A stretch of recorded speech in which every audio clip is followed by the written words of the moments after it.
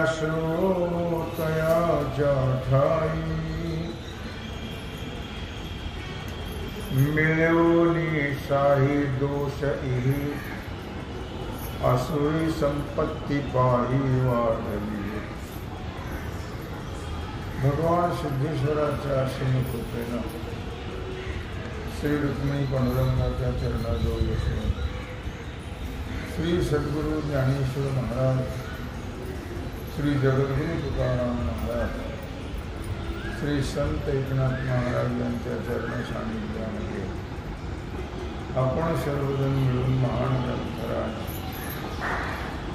ज्ञानेश्वरीच्या 16व्या अध्यायाच्या 263 ओळीचा आपण विचार करतो.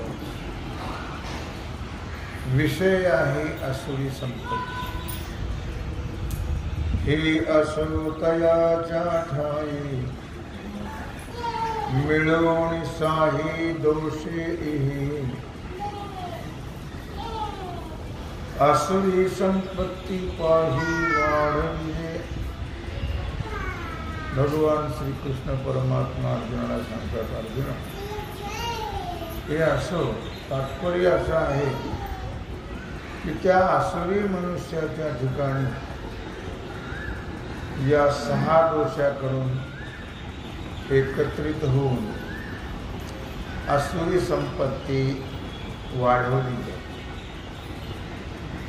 कारण असुरी प्रकृतीचा जो मनुष्य आहे त्याच्याकडे हे सर्व दोषाचं वास्तव्य असतं आणि ही सर्व विकृती त्याच्या ठिकाणी असते 6 दोषांची. ते 6 दोषांचं वास्तव्य स्थान आहे तो मनुष्य असं म्हटलं तर वावरं होणार नाही. ऐशी या दोन्ही संपदा प्रसिद्ध जनी सांगितलिया चिन्नी वेगळाने. भगवान सांगतायत अर्जुना, अशा प्रकारे अशा या लोकांमध्ये प्रसिद्ध असलेली 2 संपत्ती आहे.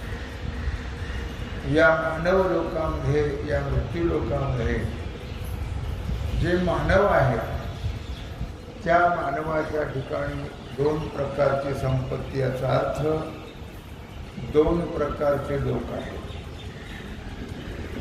एक असुरी प्रकृतीचे आहेत आणि एक दैवी प्रकृतीची, असे 2 प्रकारचे लोक आहेत. या दैवी संपत्तीवान जो आहे त्याच्या ठिकाणी 26 गुण असतात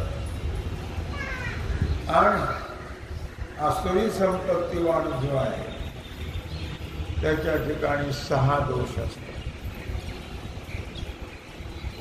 दैवी संपत् विमोक्षाय निबंधाय सुरीमत माशुच संपदन दैवी मभिजातोषी पांडव.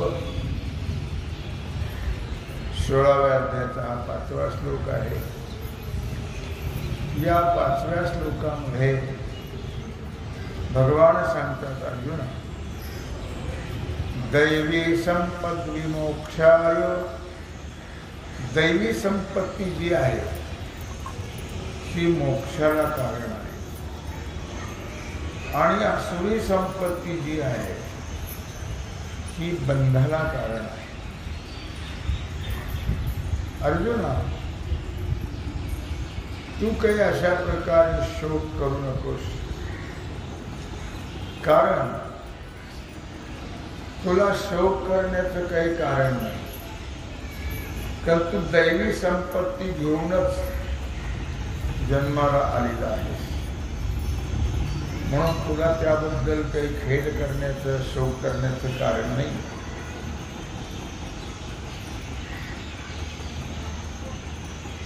दैवी संपत्ती असल्याशिवाय तो इकडचा अधिकारी होऊ शकत नाही. परमार्थाचा अधिकारी तोच होतो जो दैवी संपत्तीवान आहे. आसुरी संपत्तीवान कदापिही परमार्थाकडे वळला जात नाही.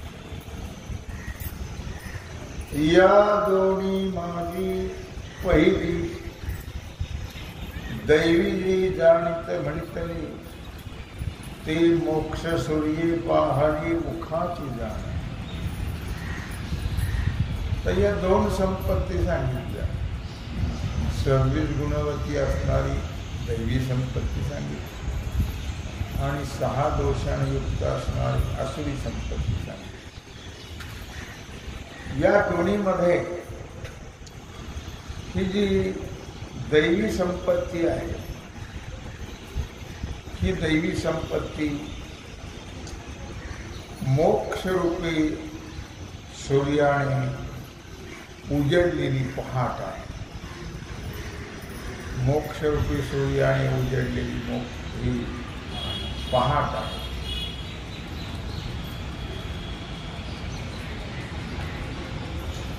एका ओवीत म्हणजे गुरुकृपा उखा उजळ ते तर ज्ञानाची उत्पली पडली असं म्हणतात.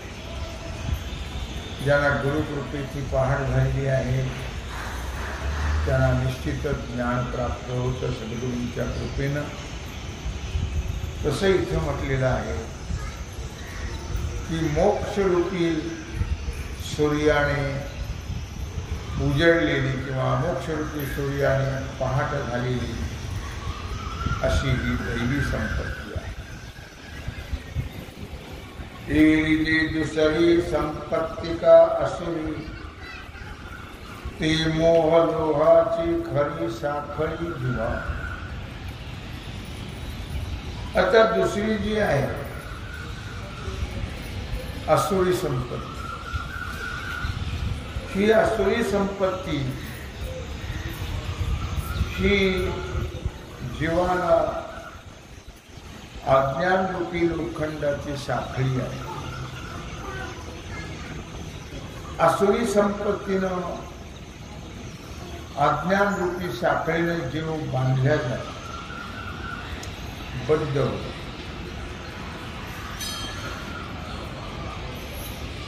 परिही ऐको निर्धणे भय घेशे मने काय रात्रीचा दिने धातू धैर्य. पण अर्जुना एखाद्या वस्तूला हे ऐकल्यानंतर भीती वाटेल बरं का. तर भीती काही वाटू देऊ नको. भीती का वाटेल तर ही आपल्याला प्राप्त झाली तर आपण एक बद्ध होऊन जाऊ. त्यामुळे भीती वाटेल तुला एखाद्या वेळेस. आता ती प्राप्त व्हायला काही रोग कोणच नाही.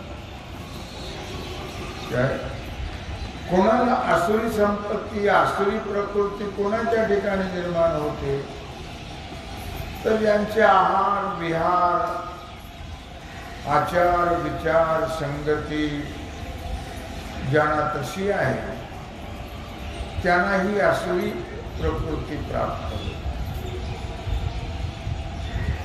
जे सात्विक आहेत, ज्यांचे आहार विहार सर्व शुद्ध आहे, ज्यांना सत्संगती आहे, त्यांना कदापिही आसुरी संपत्तीचं भय बाळगण्याचं कारण नाही. म्हणून म्हटलं भगवंता हे ऐकून घेणे भय घेशी हो म्हणे. एखाद्या वेळेस तुला हे ऐकल्यानंतर भीती वाटेल, पण भीती वाटण्याचं काही कारण नाही. कारण रात्रीचा धाप कधी सूर्याने घेतलाय का? कधीच नाही. त्याप्रमाणे तुझ्यासारख्या जिज्ञासूला, साधकाला, ज्ञानाला तुझ्यासारख्या भक्ताला या असुरी संपत्तीचं भय बाळगण्याचे कारण नाही. ही असुरी संपत्ती तया बंधा लागी धनंजया, जो साई दोष यया आश्रयो होय. मग आता ही असुरी संपत्ती कोणाला बंधनकारक आहे ते सांगतात. हे अर्जुना, ही असुरी संपत्ती त्यांना बंधनकारक आहे. कोण तो की ज्याच्या ठिकाणी हे 6 दोष भरगच्च आहे, त्यालाच या असुरी संपत्तीचं बंधन प्राप्त. तव तो तव पांडवा सांगितले या दैवा, गुणनिधी परवा जन्मराशी. तू तव पांडवा सांगितले या दैवा. अर्जुन,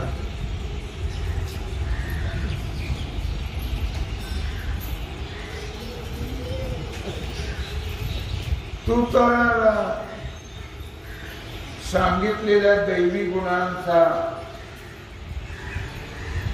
चांगला ठेवा आहे. नव्हे, या दैवी गुणांचा ठेवा घेऊनच तू जन्माला आलेला आहे. त्यामुळे तुला भय बाळगण्याचं काही कारण नाही. म्हणून पार्था तुया दैवी संपत्ती स्वामिया, होणी यावी उवाया कैवल्याची या. आणि म्हणून अर्जुना, तू या दैवी संपत्तीचा स्वामी होऊन मोक्षाच्या सुखाकडे प्रसन्न मनाने यावे.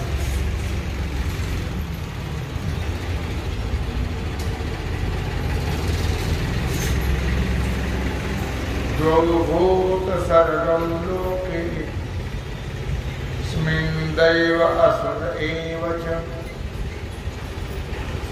दैवो विस्तरशः प्रोक्त आसुरं पार्थ मे शृणु. 16व्या अध्यायाचा हा 6वा श्लोक आहे. अर्जुना, या जगतामध्ये 2 प्रकारची मनुष्य सृष्टी आहे. एक दैवी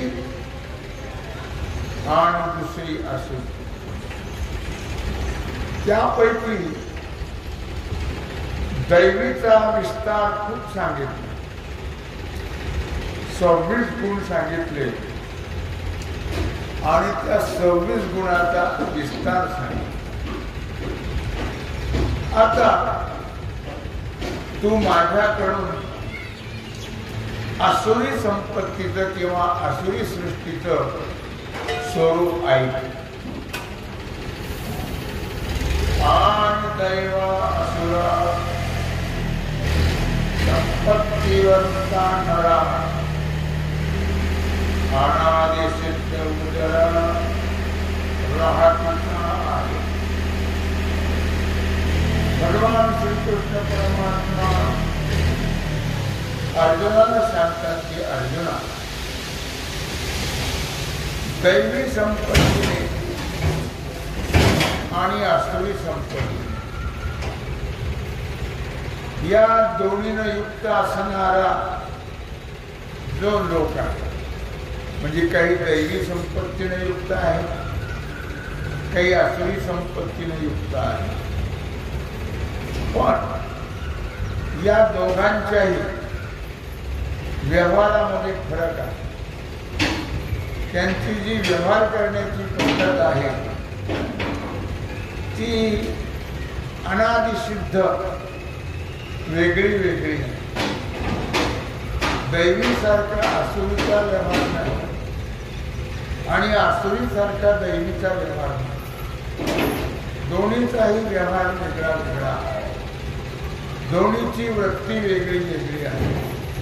दोन्हीची श्रद्धा वेगळी वेगळी आहे, दोन्हींचे आहार विहार विचार आचार हे सगळे वेगळे वेगळे आहेत. तर दृष्टांत दिला, जैसे रात्रीच्या अवसरी व्यापारी जे निशाचरी दिवसासो व्यवहारी मनुष्यादिती. त्याला दृष्टांत दिला की रात्रीच्या वेळी कोण व्यवहार करतात? निशाचर. निशाचर कोणाला म्हणतात? रात्रीच्या वेळी निशाचराचा व्यवहार, जसं खगचर, भूचर, जलचर. खगचर म्हणजे आकाशात उडणारे, भूचर म्हणजे पृथ्वीवर चालणारे, जलचर म्हणजे पाण्यात राहणारे, आणि हे निशाचर रात्री फिरणारे कोण असतात? राक्षस. त्यांना काय म्हणतात? राक्षस हे रात्री फिरतात म्हणून त्यांना नाव आहे निशाचर. मनुष्य जे असतात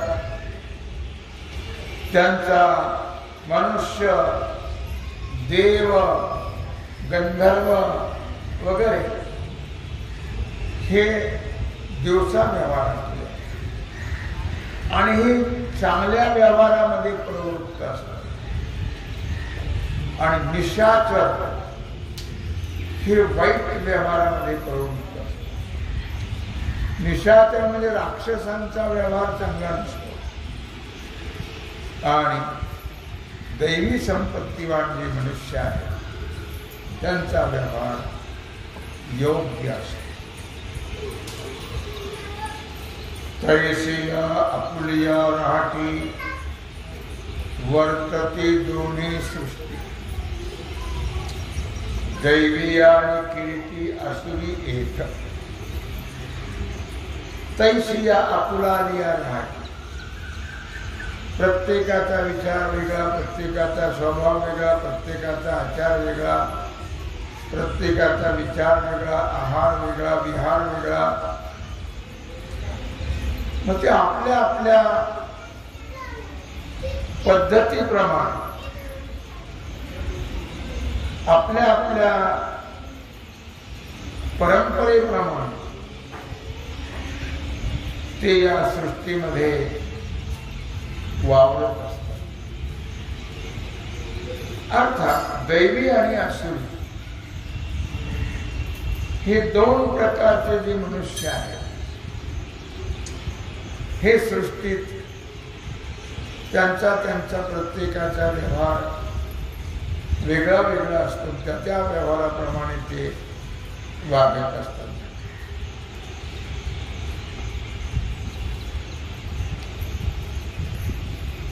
तेवीचे विस्तारुणी दैवी ज्ञान कथनादी प्रस्तावी मागील ग्रंथी बरवी सांगितली. त्याप्रमाणे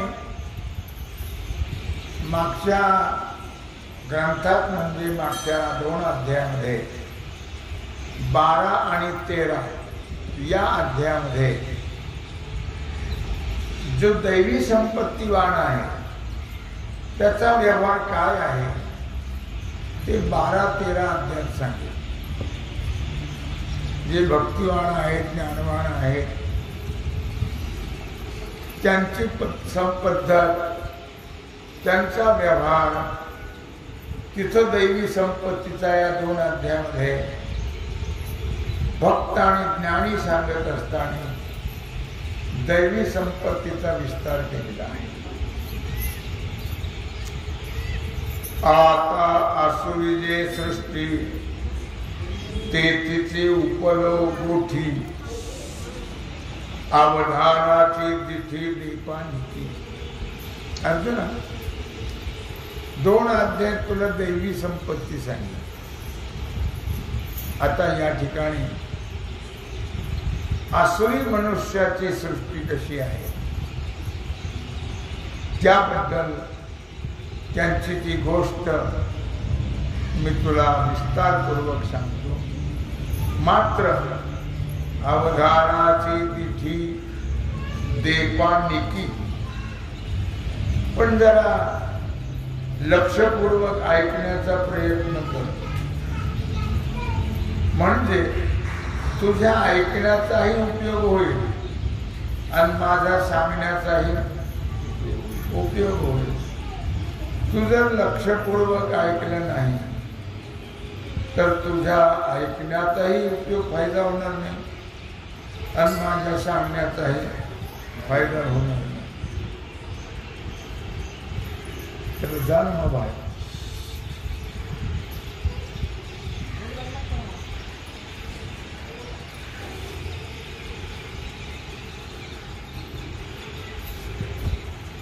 तरी अविद्यी विन भाग्यी विन नादू नेदी कवणाई साधू कि अपुष्पे मकरंदू न लभे दैसा. त्याला दृष्टांताने सांगता आहे. तरी वाद्ये विन नादू, जो घोष आहे तो घोष ध्वनी वाद्याशिवाय ऐकू येत नाही. मग मृदंग असेल, ढोल असेल, ताशा असेल, वीणा असेल, हे वाद्य असतील तरच त्याचा ध्वनी ऐकायला येईल. जर वाद्य नसतील तर आपोआप काही विण्याचा आवाज येणार नाही, मृदंगाचा येणार नाही, ढोलाचा, ताशाचा नाही येणार. त्याच्याकरता तिथे वाद्य लागतात आणि त्या वाद्यामुळे ते आवाज निर्माण होतो. किंवा जे फुलं आहेत ते फुलं वेगळे वेगळे असतील तर त्याचा वेगळा वेगळा सुगंध प्राप्त होतो. पण फुलं जर नसतील तर सुगंध प्राप्त होणार नाही. म्हणून जाई असेल, मोगरा असेल, झेंडू आहे, शेवंती आहे, हे वेगळे वेगळे जर असतील तर त्याचा वेगळा वेगळा सुगंध प्राप्त होतो.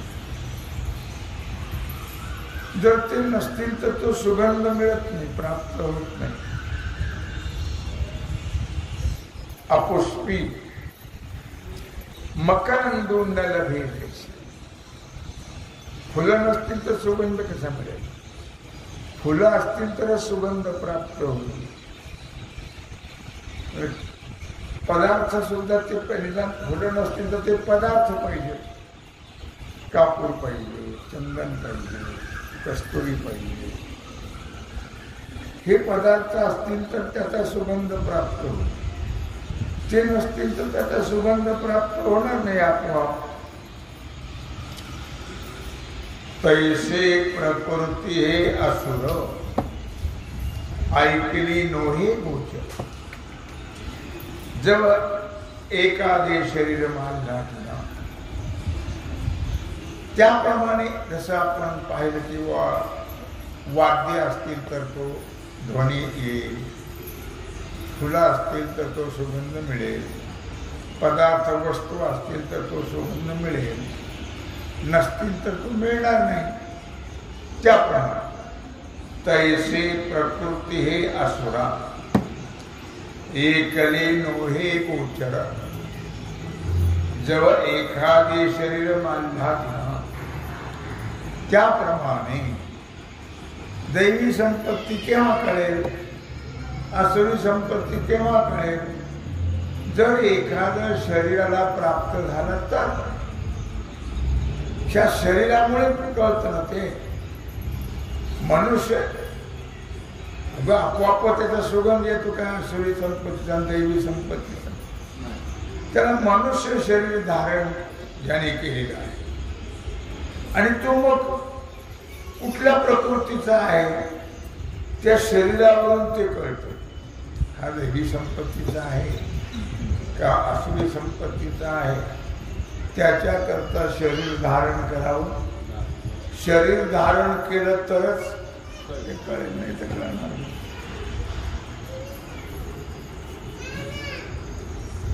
ते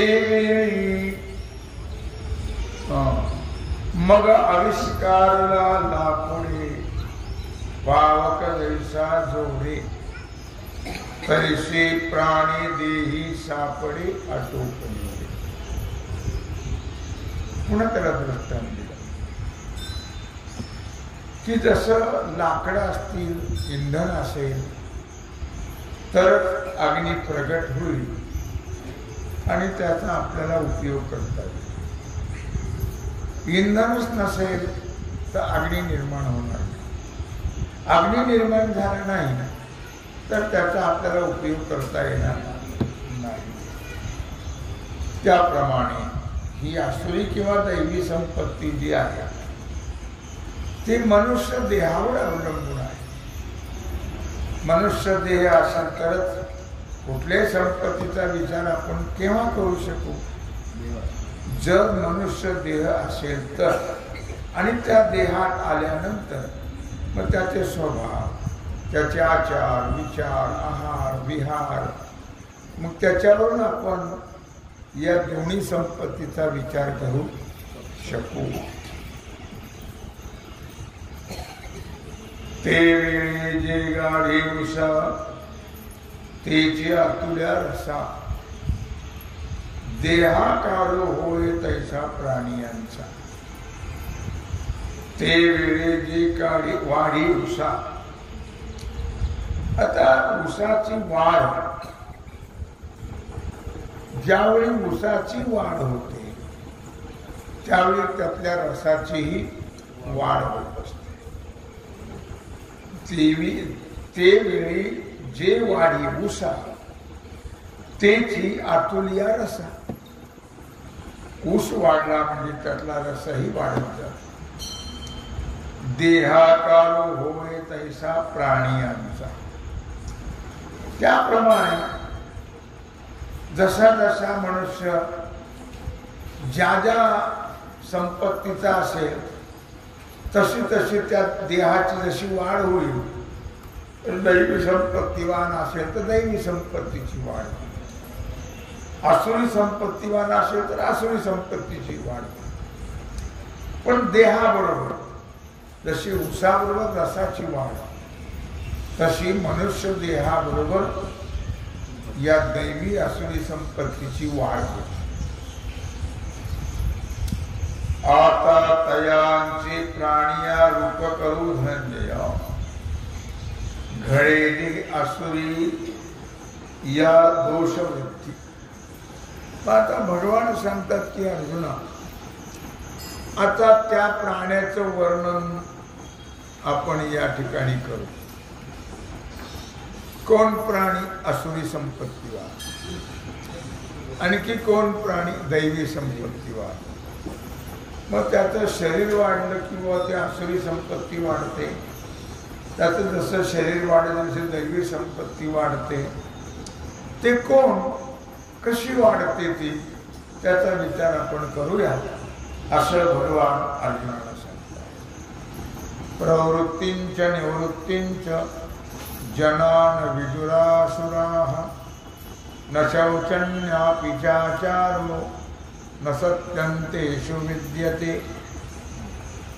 आता या श्लोकामधून किंवा दैवी संपत्ती कोण आहे, कोण कसा आहे दैवी संपत्तीवान, आसुरी संपत्तीवान कसा आहे, आणि या दोन्ही दोषांची वाढ त्या आसुरी प्रकृतीच्या माणसाकडून आसुरीची वाढ, दैवी संपत्तीवान माणसाकडून दैवी संपत्तीची वाढ हे कशी होते ते मी तुला सांगणार आहे असं भगवान अर्जुनाला सांगतात. तेव्हा झालेली सेवा भगवत चरणी समर्पित करून राहिलेला जो सेवेचा भाग आहे तो आपण उद्या. पुंडरीक वरदा श्री